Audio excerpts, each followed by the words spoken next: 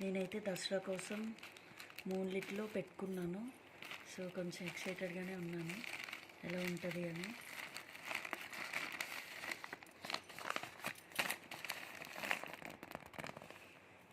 Okay, video వచ్చేసి 360 యాంగిల్లో తీయాలి. సో అందుకని ఇలా తీస్తున్నా.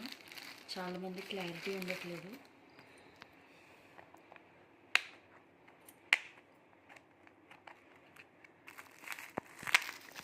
నేనేమో వెంకటేశ్వర స్వామి పెండెంట్ ఉన్నది పెట్టా. చూడాలి ఎలా వస్తుందో. చూడండి భలే వచ్చింది. ఓకే, ఓపెన్ చేసేస్తాను.